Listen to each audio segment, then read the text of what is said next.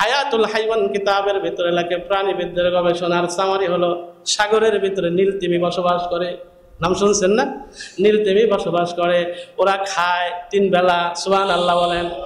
কয় বেলা খায়? 3 বেলায় খায়, আবার পেট ভরে খায়। বিজ্ঞানীরা গবেষণা করে বলেছে একবারে ওদের খাবারের জন্য 27.5 টন খাদ্য প্রয়োজন হয়। একক তো কয় টন খায়? কয় মনে 1 টন? হ্যাঁ, 27.5 মনে 1 টন। ওই রকম 27.5 টন বা 27 টন খায়। কয় বেলা খায়? 3 বেলা দৈনিক। কয় বেলা? কেমনে খায়? খাওয়ায় কে? আরো আওয়াজ করে বলেন, কে খাওয়ায়? আল্লাহ পাক বলেন, ওয়ামা মিন দাবাতিন ফিল আরদি ইল্লা আলাল্লাহি রিজকুহা ওয়া ইয়ালামু মুস্তাকাররাহা ওয়া মুস্তাওদাহা কুল্লুন ফি কিতাবিম মুবিন। আল্লাহ কয়, বান্দা, জমিনে যত মখলুক আমি বানাইছি, যত মখলুক আমি আল্লাহ বানাইছি, সব মখলুকের খাবারের দায়িত্ব আমি আল্লাহ কুদরতি হাতে নিয়েছি। সুবহানাল্লাহ বলেন। খাবারের দায়িত্ব আমি বিল ক্লিনটনের হাতে দেই নাই, খাবারের দায়িত্ব আমি জর্জ ডব্লিউ বুশের হাতে দেই নাই, খাবারের দায়িত্ব ডোনাল্ড ট্রাম্পের হাতে দেই নাই, খাবারের দায়িত্ব জো বাইডেনের হাতে দেই নাই, খাবারের দায়িত্ব বঙ্গবন্ধু শেখ মুজিবের হাতে দেই নাই, প্রেসিডেন্ট জিয়াউর রহমানের হাতে দেই নাই, পাকিস্তানের ইমরান খানের হাতে দেই নাই, পাকিস্তানের শাহবাজ শরীফের হাতে দেই নাই, সৌদির যুবরাজের হাতে দেই নাই, বাংলার খালেদার হাতে দেই নাই, বাংলার হাসিনার হাতে দেই নাই। যদি দিতাম তাইলে বান্দা দুর্নীতি হইতো, পার্সিয়ালিটি হইতো, কাউরে কাউরে টনকে টন দিত। আর তোদের মতো গরিব যারা আছে সেই লক্ষ্মীপুরের নুরানি জামে মসজিদের আশেপাশে যারা তোরা বসবাস করে, তোদেরকে 1 কেজি চাউল খাবারের জন্য তোদেরকে দিত না। সব নিয়ে নিজেরা খাইতো, সব রিজার্ভ করতো। বান্দা, তোরা কিন্তু না খায় মরতে। এ কারণে আমি আল্লাহ আমার কুদরতি হাতে খাবারের দায়িত্ব আমি আল্লাহ রেখে দিয়েছি। বলুন সুবহানাল্লাহ। সাল্লাল্লাহু ওয়াহদাহু লা শারীকা লাহু লা জিদ্দা লাহু ওয়া লা নিদ্দা লাহু ওয়া লা মিসলা লাহু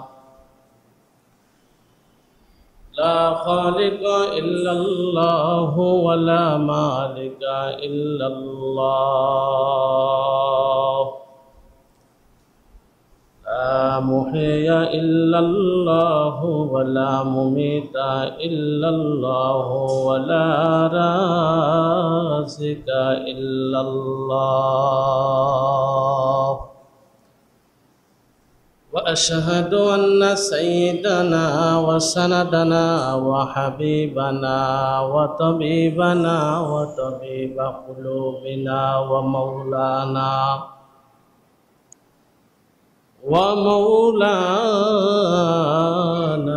محمدا عبده ورسوله الذي أرسله الله تعالى بالحق بشيرا ونذيرا وداعيا إلى الله بإذنه وسراجا منيرا. أما بعد فأعوذ بالله من الشيطان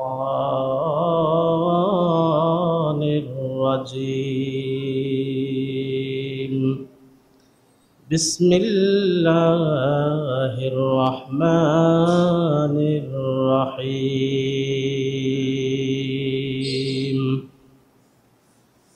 قل إن كنتم تحبون الله فاتبعوني يحببكم الله ويغفر لكم ذنوبكم والله غفور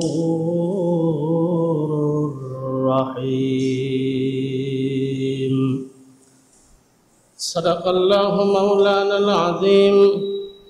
وقال النبي صلى الله عليه وسلم: لا يؤمن أحدكم حتى أكون أحب إليه من والده وولده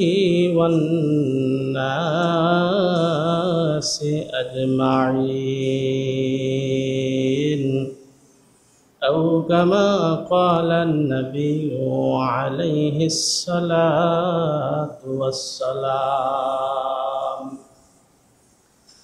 وصدق رسوله النبي الكريم ونحن على ذلك لمن الشاهدين والشاكرين والذاكرين والحمد لله رب العالمين وسلم تسليما كثيرا كثيرا. وقال تعالى في شان حبيبه إن الله وملائكته يصلون على النبي يا أيها الذين آمنوا صلوا عليه وسلموا تسليما.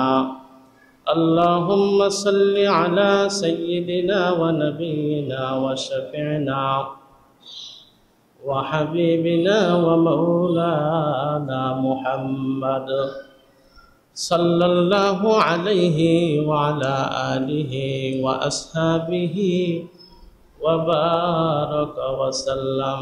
محمد عربي है वो नबी रास्ते पे शोआ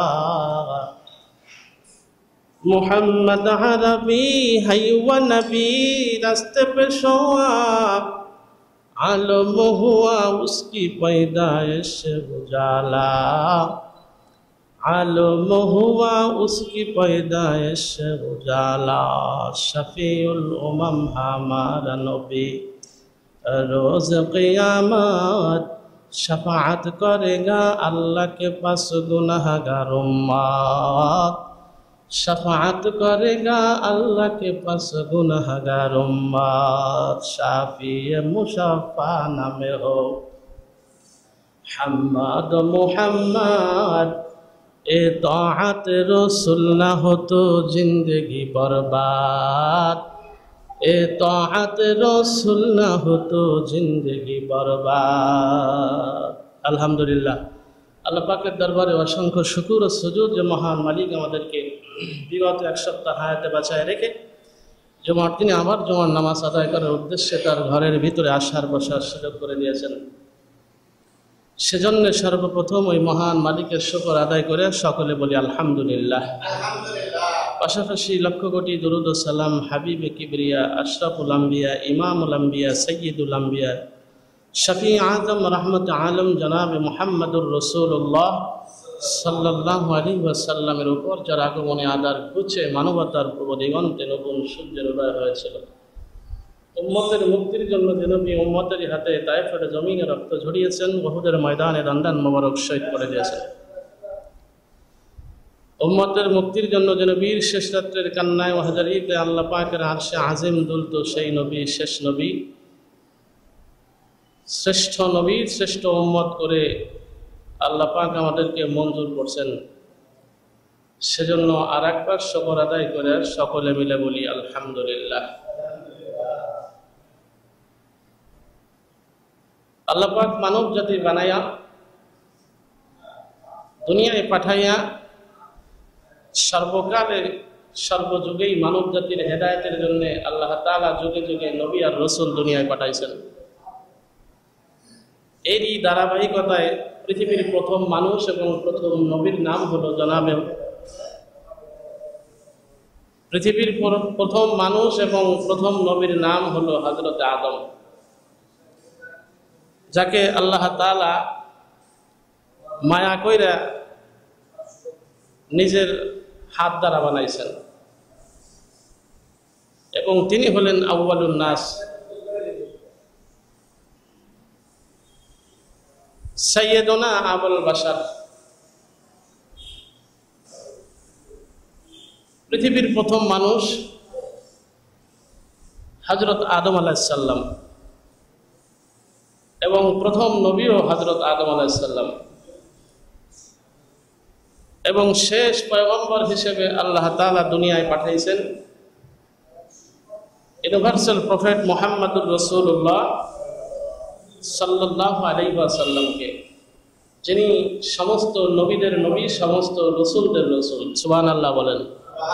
সাইয়্যিদুল কাওনাইন খাতামুল মুরসালিন আখির আমদ ওয়াদ ফখরুল আউয়ালিন ইমামাল আউয়ালিন আল আখিরিন ওয়া হার সাদকা রাহমাতাল লিল আলামিন শুধু ওয়াজুদাত রাহমাতাল লিল আলামিন মসজিদে উশুদ হামারু ইয়ে জমিন।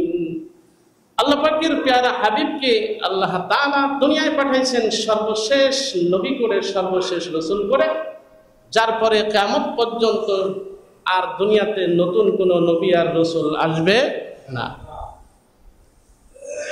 কিয়ামত পর্যন্ত নতুন কোন শরীয়ত আর আসবে না।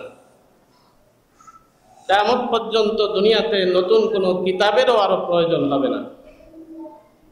সর্বশেষ নবী হিসাবে, রাসূল হিসাবে আল্লাহ তার দোস্তকে, তার হাবিবকে দুনিয়ায় পাঠাইছেন। এই কথাটাও আল্লাহ কোরআনে হাকিমে বলে দিয়েছেন, মা কানা মুহাম্মাদুন আবা আহাদিম মির রিজালিকুম ওয়ালাকিন রাসূলুল্লাহি ওয়া খাতামান নবী।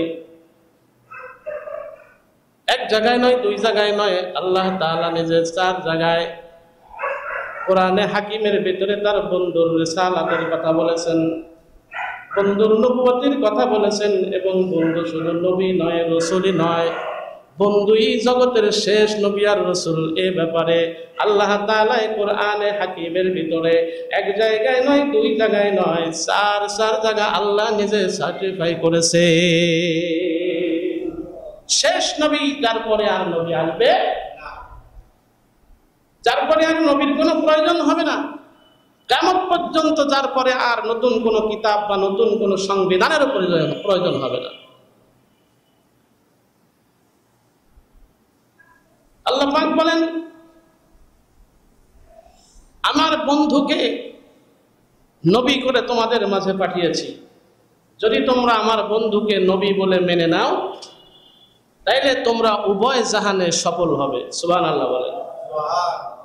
আল্লাহর রাসূলও তার দাওয়াতের প্রথম ভাগ দিয়েই এ কথা বলেই শুরু করেছেন, ইয়া আইয়ুহান নাস কুলু লা ইলাহা ইল্লাল্লাহ মুহাম্মাদুর রাসূলুল্লাহ তুফলিহু। যদি তোমরা আল্লাহকে এক আল্লাহ বলে মেনে নাও আর আমাকে তার বন্ধু হিসেবে, আমাকে তার নবী হিসেবে, রাসূল হিসেবে মেনে নাও, তাইলে তোমরা সফল হয়ে যাবে। বলুন সুবহানাল্লাহ। এ কারণে হাদিসে আল্লাহর রাসূল বলেন, মান ক্বালা লা ইলাহা ইল্লাল্লাহ মুখলিসান ফাদাখালাল জান্নাহ। যেই লোকটা একবার ঈমান আর ইয়াকিনের সাথে, অন্তরে বিশ্বাসের সাথে, অন্তরের অন্তরস্থল থেকে বিশ্বাস করবে, করে আল্লাহর কথা, এ কথার স্বীকারোক্তি দেবে, লা ইলাহা ইল্লাল্লাহ, আল্লাহ ছাড়া কোনো মাবুদ নাই, মুহাম্মাদুর রাসূলুল্লাহ, মুহাম্মাদুর রাসূলুল্লাহ সাল্লাল্লাহু আলাইহি ওয়াসাল্লাম আল্লাহর প্রেরিত রাসূল আর নবী। এই কথা যে একবার জবানে ঈমান আর ইয়াকিন আর বিশ্বাসের সাথে জবান দিয়ে স্বীকৃতি দিবে, জবান দিয়ে বলবে, আল্লাহর রাসূল কয়, ওই লোকটা জান্নাতি হয়ে যাবে। এখন প্রশ্ন যদি করেন যে 60 বছর বয়স হয়ে গেছে, লোকটা তো কোনোদিন নামাজ পড়ে নাই, রোজা রাখে নাই, এমনকি লোকটা তো মুসলমানই ছিল না, হিন্দু ছিল, অথবা খ্রিস্টান ছিল, অথবা ইহুদি ছিল, অথবা বৌদ্ধ ছিল, অথবা আদার্স কোন ধর্মাবলম্বী লোকটা ছিল। এই লোকটা 60 বছর বয়স হয়ে গেছে, এখন তার বুঝে আসছে, সে যদি বলে লা ইলাহা ইল্লাল্লাহ মুহাম্মাদুর রাসূলুল্লাহ, হুজুর তাইলে এই লোকটার হালতটা কি হবে? আল্লাহর রাসূল কয়, 60 বছর নয়, 70 বছর নয়, 80 বছর নয়, 100 বছর নয়, দুনিয়ার হায়াত 100 বছর চলে গেছে। এই লোকটা আব্বে জাতি ছিল, হিন্দু ছিল, কাফের ছিল, মুশরিক ছিল, ইহুদি ছিল, খ্রিস্টান ছিল, কিন্তু এতদিন বোঝে নাই, এখন তার বুঝে আসছে আল্লাহ ছাড়া কোনো মাহবুদ নাই, মুহাম্মাদুর রাসূলুল্লাহ সাল্লাল্লাহু আলাইহি ওয়াসাল্লাম আল্লাহর রাসূল, এই কথাটা এখন তার বুঝে আসছে, কিন্তু বয়স হয়ে গেছে 80 বছর। এই লোকটা যদি 80 বছর বয়সে এসে এখনো বলে লা ইলাহা ইল্লাল্লাহ মুহাম্মাদুর রাসূলুল্লাহ, আল্লাহর রাসূল পায়, আল্লাহ ওর পিছনের জিন্দেগির সব গুনাহ মাফ করে দেবে। কারণ আল্লাহর রাসূল কয় আল ইসলামু ইয়ানহাদিমু মা কানা ক্বাবলা, পিছনে যা গুনাহ করছে ঈমান আনার কারণে আল্লাহ পিছনের জিন্দেগির সব গুনাহ মাফ করে দেবে। বলছে লা ইলাহা ইল্লাল্লাহ মুহাম্মাদুর, পিছনের 80 বছরের হায়াতের গুনাহ, পিছনের জিন্দেগির 80 বছরের গুনাহ, মুসলমানই ছিল না, বেঈমান ছিল, কাফের, মুশরিক, ইহুদি, খ্রিস্টান, নাসারা, আদার্স সব মাফ করে দিয়ে আল্লাহ তার নামটা নিজে কুদরতি হাত দিয়ে জান্নাতীদের লিস্টে উঠায় দেবে। সুবহানাল্লাহ। কারণ আল্লাহর একটা নাম হলো রহমান। আল্লাহর একটা নাম কি? আল্লাহর একটা নাম হলো রহমান, আর একটা নাম হলো আল্লাহর রহিম। আল্লাহ আল্লাহ তো মেরা রহমান হয়, আল্লাহ আল্লাহ তো মেরা রহিম হয়, আল্লাহ আল্লাহ তো মেরা মাবুদ হয়, আল্লাহ আল্লাহ তো মেরা মাশুক হয়, আল্লাহ আল্লাহ তো মেরা গফার হয়, আল্লাহ আল্লাহ তো মেরা সত্তার হয়, আল্লাহ আল্লাহ ইজ্জত শিরি নিস্ত নাম শিরোসা করমে কোনাদ জানাম তামাম। আল্লাহ কয় বান্দা 80 বছর হায়াত দিছি, জীবনে আমার ডাকিস নাই, আমার কথা তোর মনে পড়ে নাই। ও বান্দা 80 বছর হায়াত তোর পার হওয়ার পরে এখন তোর বুঝে আসছে না না আল্লাহ ছাড়া কোনো মাবুদ নাই, আল্লাহ ছাড়া কোনো উপায় নাই, আল্লাহরে বিশ্বাস না করলে সমস্যা হবে, আমি পরকালে জাহান্নামে চলে যাব, আগুনের ভিতরে আমি জ্বলতে পারবো না। এই বিশ্বাস, এই বুঝ যখন তোমার বান্দা অন্তরের ভিতরে আসছে, আর আসার সঙ্গে সঙ্গে তুমি যখন বলেছো লা ইলাহা ইল্লাল্লাহ মুহাম্মাদুর রাসূলুল্লাহ, আমি আল্লাহ দয়া পরশ হয়ে বান্দা তোর পিছনের জিন্দেগির সব গুনাহ মাফ করে দিছি।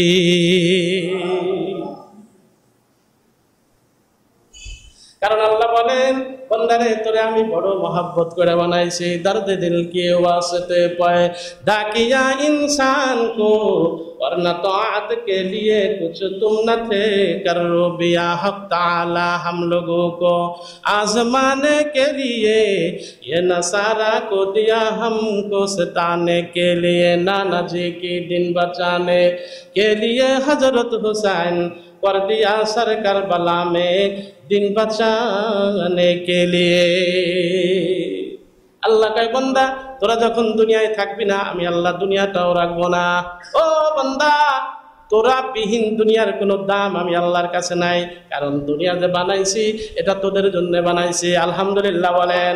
ও বান্দা আসমান যে বানাইছি এটা তোদের জন্য বানাইছি, জমিন যে বানাইছি এটা তোদের জন্য বানাইছি, সাগর যে বানাইছি এটা আমি তোদের জন্য বানাইছি, মহাসাগর বানাইছি ও বান্দা এটা তোদের জন্য আমি বানাইছি। ও বান্দা এই সাগরের ভিতরে নদী নালা খাল বিল পুকুর বিস্কুনির ভিতরে যতগুলি মাছ আমি বানাইছি এগুলি বান্দা তোদের জন্য বানাইছি। ও বান্দা এক কথায় কুল কায়নাতের যা কিছু আমি সৃষ্টি করেছি ও বান্দা সব আমি আল্লাহ তোদের জন্য বানাইছি। আল্লাহর হাবিব বলেন আদ-দুনিয়া খুলিকাত লাকুম ওয়া আনতুম খুলিকতুম লিল আখিরাহ।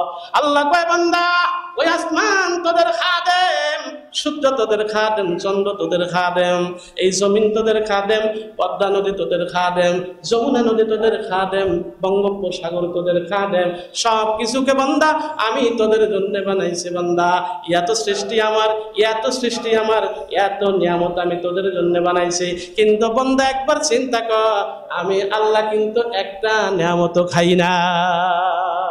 বলেন খায়? ইলিশ মাছ যদি আল্লাহ খাইতেন তাইলে আমাদের হালত কি ছিল? উপায় কি? আল্লাহ যদি অত বড় আল্লাহ যদি ইলিশ খাইতেন তাহলে এককে কয় পিস লাগতো?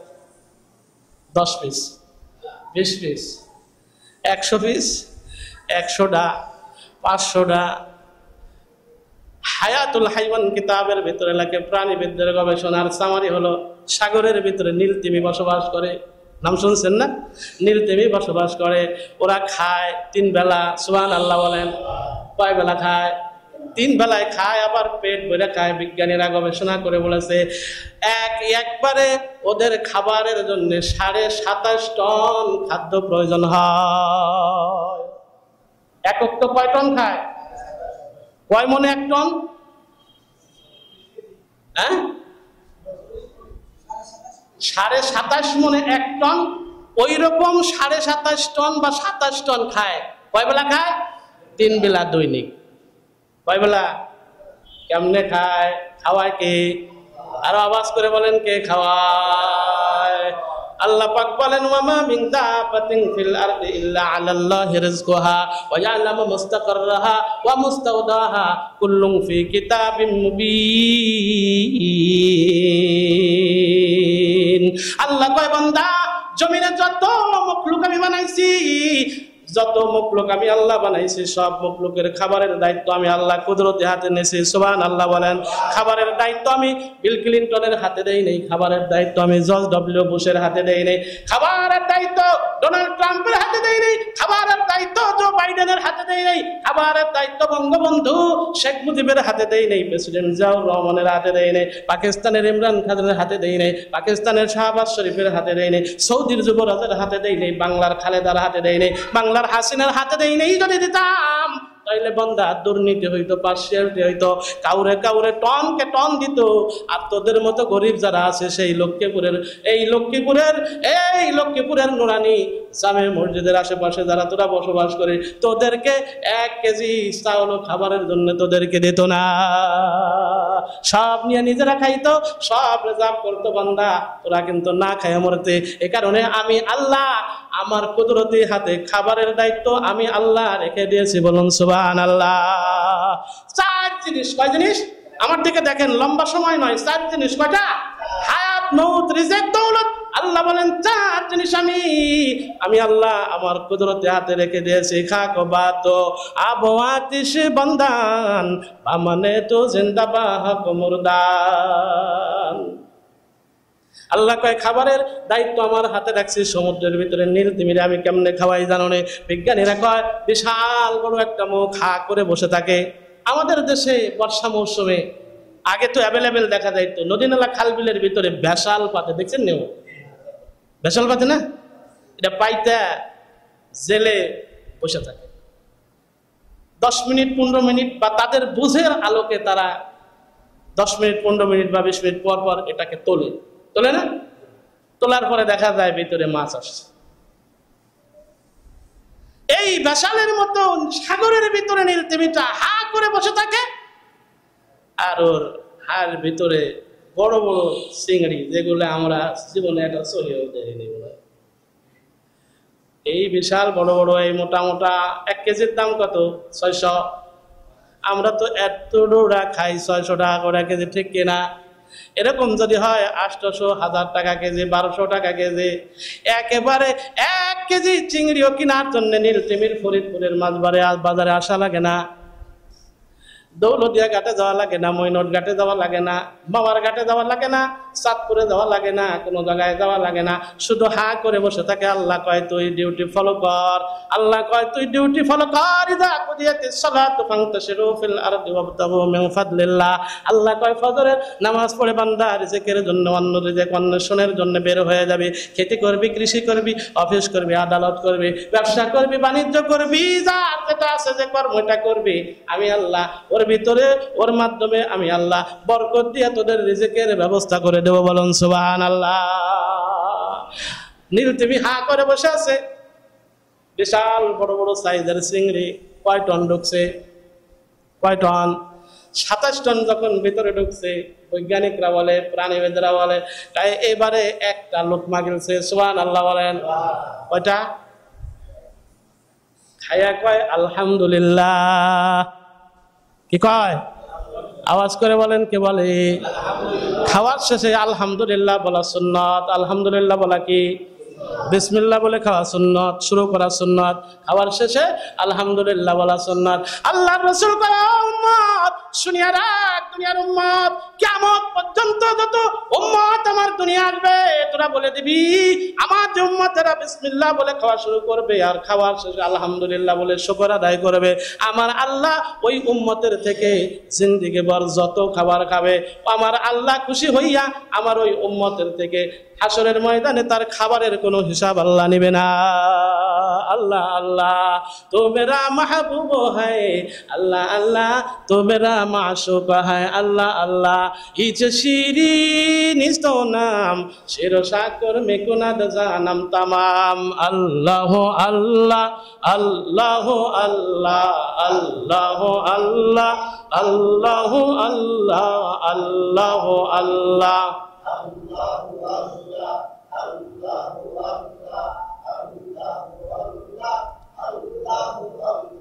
পাখিরা সব জিকির করে আল্লাহ আল্লাহ আল্লাহ আল্লাহ আল্লাহ আল্লাহ ওরে গাছের ডালেতে বসিয়া আল্লাহ আল্লাহ আল্লাহ আল্লাহ আল্লাহ আল্লাহ আওয়াজ করে আল্লাহ আল্লাহ আল্লাহ আল্লাহ আল্লাহ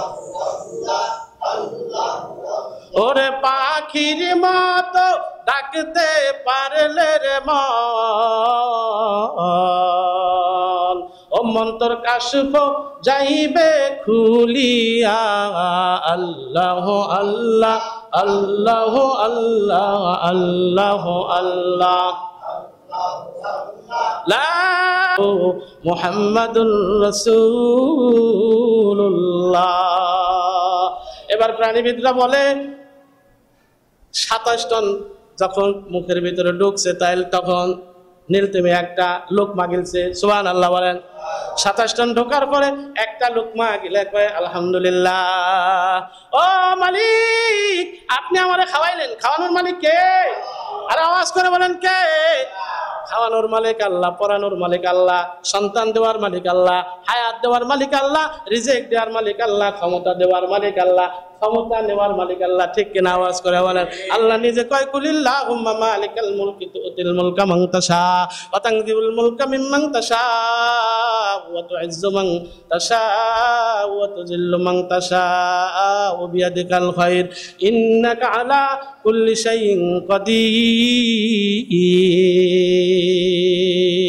আল্লাহ দিনকে রাত বানান, আবার রাতকে দিন বানান, পাহাড়কে দরিয়া বানান, দরিয়াকে পাহাড় বানান, ফকিরকে আমির বানান আর আমিরকে ফকির বানান। আল্লাহ ইচ্ছা করলে মুহূর্তের ভেতরে তামাম দুনিয়া সব কিছু ফানা করে দিতে পারেন। ঠিক কিনা? তাইলে রিজিক দেওয়ার মালিক কে? হায়াত দেওয়ার মালিক কে? দৌলত দেওয়ার মালিক কে? সন্তান দেওয়ার মালিক কে? না কোনো পিসাব? সন্তান কোনো পিসাব দেয়? কোনো মাজার দেয়? কোনো খাজা বাবা দেয়? কোনো মুফতি সাহেব দেয়? কোনো মুহাদ্দিস দেয়? না, দিতে পারে না। কোন ডাক্তারও সন্তান দিতে পারে না। ঠিক কিনা? আওয়াজ করে বলেন। একজন সন্তান চাই না, একজন সন্তান চায় না। 2 জন হইছে, 3 জন হইছে, আল্লাহ মনে মনে চিন্তা করে আর সন্তান না হলে ভালো, দরকার নেই। কিন্তু আল্লাহ তারে দেখা গেছে আবারও আর একটা সন্তান দিছে। আর একজন একটা সন্তানের জন্য বাংলাদেশের সব ডাক্তার দেখায় ফেলাইছে, একটা ছেলে মেয়ে হয় না। আছে কিনা এরকম? বাংলাদেশ ছেড়ে ভারতে গেছে, একটা সন্তানের জন্য হয় না। ভারত বাদ দিয়ে সিঙ্গাপুর গেছে, একটা সন্তানের জন্য হয় না। ভারত বাদ দিয়ে সিঙ্গাপুর গেল, এরপরে জাপান, জার্মান, পৃথিবীর সব জায়গায় দৌড়ায় একটা সন্তানের জন্য। আল্লাহ কয় না না বান্দারে, আমি আল্লাহ তোর একটা সন্তানও দেব না। পারলে তুই দেখি কেমন ক্ষমতা তোর, একটা সন্তান তুই নে। পারবে? সারা দুনিয়ার মানুষ মিলে পারবে?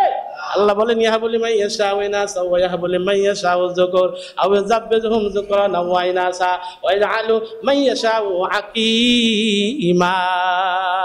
আল্লাহ ইচ্ছা করলে কাউকে ছেলে দেন, আবার ইচ্ছা করলে কাউকে মেয়ে দেন, আবার ইচ্ছা করলে কাউকে ছেলে মেয়ে উভয়টাই দেন। আবার ইচ্ছা করলে আল্লাহ বলেন যদি আমি ইচ্ছা করি ছেলেও দেই না, মেয়েও দেই না, সন্তানই দেই না, আমি বাজা বানায় দেই। ইয়াহাবুলি মাইয়াশা ওয়া ইনাসা, ইচ্ছা করলে কারে খালি মাইয়া দেয়, শুধু মেয়ে, শুধু মেয়ে। ছেলের আশায় সন্তান বাচ্চা নিতে নিতে 14টা হয়েছে বাচ্চা, ছেলে একটা হয় কিনা এরকম? আমাদের এলাকায় এক হিন্দু ভদ্রলোক আছে, আমাকে ববেন কাকা। কি কাকা? ববেন কাকা। একটা ছেলের আশায় বাচ্চা নিতে নিতে 9টা হয়েছে মেয়ে। হিন্দু মানুষ, মেয়ে বিয়ে দিতে তো যৌতুক একেবারে কমন, কে বলেন? কত লাগেই। কিন্তু মুসলমান ধর্মে যৌতুক আছে? ইসলাম ধর্মে যৌতুক আছে? দেওয়া হালাল না হারাম? নেওয়া হালাল না হারাম? দেওয়া হারাম, নেওয়া হালাল। কথা কয় না? হ্যাঁ, আমাদের আকাবেররা বলতেন যে যৌতুক খাইলো আর যার সন্তান বিয়া দিয়ে যে গার্ডিয়ান যৌতুক নিল ও যেন শুয়োরের পচাগু খাইল। ইসলাম ধর্মটা এমন সুন্দর ধর্ম, একমাত্রই ধর্ম তাম পৃথিবীতে আল্লাহ তাআলার কাছে মনোনীত ধর্ম। ইন্নাদ দীনা ইনদাল্লাহিল ইসলাম। এর ভিতরে কষ্ট সাধ্য পালন করার কোনো বিধান আল্লাহ দেন নাই। মেয়েটা আপনার, আপনি জন্ম দিয়েছেন বা আপনার ঔরসে আল্লাহ দুনিয়ায় পাঠাইছে। এই আমার দিকে দেখেন, 16 বছর 18 বছর মেয়েটাকে আপনি কষ্ট করে পাললেন, এর ভরণ পোষণের দায়িত্ব পালন করলেন, স্কুল মাদ্রাসায় লেখাপড়া করাইলেন, এই 18 বছর 20 বছর পাললেন, ভরণ পোষণ আপনি বেয়ার করলেন। এই যে কষ্টটা আপনার হইলো, শারীরিক শ্রম হইলো, এরপরে অর্থনৈতিক খরচ হইলো, অর্থনৈতিক খরচ অর্থ খরচ হইলো, এরপরে বিভিন্ন ভাবে যে আপনি এর পিছনে ইনভেস্ট করলেন, এর পরেও আবার বিবাহ দেওয়ার সময় যদি আল্লাহ বলতেন যে 5 লাখ দিবি নগদ যৌতুক, হিন্দুদের মতো 6 ভরি স্বর্ণ, 52 ইঞ্চি একটা এলইডি স্যামসাং ব্র্যান্ডের, আর দিবি সনির একটা ফ্রিজ দিবি 16.5, তাহলে ভালো হইতো না কষ্ট হইতো না সহজ হইতো? কথা বলেন, কষ্ট হইতো না সহজ হইতো? আল্লাহ কয়, এই ছেলের বাবা শোন, 18 বছর মেয়ের বাবাটা মেয়েরে পালছে, এর ভরণ পোষণ বেয়ার করছে, জামা কাপড় দিছে, লেখাপড়ার খরচ বেয়ার করছে, এখন তুই বিনা পয়সায় নিবি, প্রয়োজন হইলে উল্টা তুই তোর শ্বশুর মশাইকে আরো সহযোগিতা করবি। সুবহানাল্লাহ বলেন। তুমি যদি এতই চাহিদা হয়, এতই পারো, আর এত যদি তোমার খুশি লাগে, তাহলে বিবাহ করে নিয়ে যাও, নিয়ে তারপরে নিজের বাড়িতে যাইয়া বৌভাতের অ্যারেঞ্জ করো। সুবহানাল্লাহ বলেন, আর আওয়াজ করে বলেন সুবহানাল্লাহ। বৌভাত শরীয়তে আছে, বৌভাত শরীয়তে আছে। এটাকে ওলিমা বলে। কি বলা হয়? এটা করবেন, এটা বৈধ আছে। বিবাহ ছেলেকে দিয়েছেন অথবা ছেলে বিবাহ করেছে, বাড়িতে নেন, বৌভাতের অ্যারেঞ্জ করেন, ওলিমা করেন, বৌভাতের ইন্তজাম করেন, অ্যারেঞ্জ করেন, শত শত লোক, হাজার হাজার লোক দাওয়াত করায়, দাওয়াত দিয়ে আত্মীয় স্বজন পাড়া প্রতিবেশী এলাকাবাসী মহল্লাবাসীর দাওয়াত দিয়ে খাওয়ান। নাজায়েজ নয়, নাজায়েজ। কিন্তু এই কন্ডিশন দিয়েন না 500 বরযাত্রী আসতে হবে আর 5 লক্ষ টাকা যৌতুক দিতে হবে, নগদ 6 ভরি স্বর্ণ দিতে হবে 22 ক্যারেটের। কয় ক্যারেটের? আবার নিয়ে হলমার্কিং মেশিনে নিয়ে আবার যাচাই বাছাই করে দেয় যে মেয়ের বাপ 22 ক্যারেটই দিল না 18 ক্যারেট দিল। যদি ইনকেস 18 ক্যারেট হয়ে বসে, সেল জামাইয়ের আগে জামাইয়ের বাপ আসে, বেশাব এই নিয়ে কথা ছিল, শুরুতেই বাটপাড়ি। বলেন মেয়ের বাবা বাটপার না ওই ছেলের বাবা বাটপার? কথা বলেন। আমি বলি না তো, করবেন বলবেন হুজুর আপনি করেন না। আল্লাহ কয় ছেলের বাবা যৌতুক নিল 100% বাটপার, ওর সাথে আত্মীয় করবা না। যে ছেলের বাবা এসে মেয়ে দেখার পরে বলবে 2 লাখ নগদ দিতে হবে, টেলিভিশন একটা 22 ইঞ্চি দিতে হবে, স্যামসাং ব্র্যান্ডের একটা ফ্রিজ দিতে হবে, ওর সাথে আত্মীয়তা করা দূরের কথা, খাওয়ায় নেওয়ায় সভ্যভাবে ভদ্র ভাষায় ওই যে দেখতে আসছো ওই সময় বিদায় দিয়ে দেবা, আসসালামু আলাইকুম, তুমি আর আমার বাড়ির সীমানায় আইসো। শুরুতেই যদি এই শুরু করে, শেষে না জানো কি অবস্থা হবে। যাই হোক, শেষ করে দেয়। আল্লাহ পাক বলেন, বান্দা আমার বন্ধুকে দুনিয়ায় শেষ নবী হিসেবে পাঠাইছি, আর আমি হলাম আল্লাহ এক।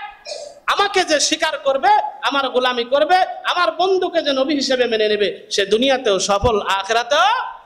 আল্লাহ তাআলা আমাদেরকে আল্লাহ পাকের খাঁটি গোলাম এবং তার হাবিবের খাঁটি উম্মত হওয়ার তৌফিক দান করুক। সকলে বলেন আমিন। আর আওয়াজ করে বলুন আমিন। আমা আলাইনা ইল্লাল বালাগ। আসসালামু আলাইকুম ওয়া রাহমাতুল্লাহি ওয়া বারাকাতুহু। যারা সুন্নাত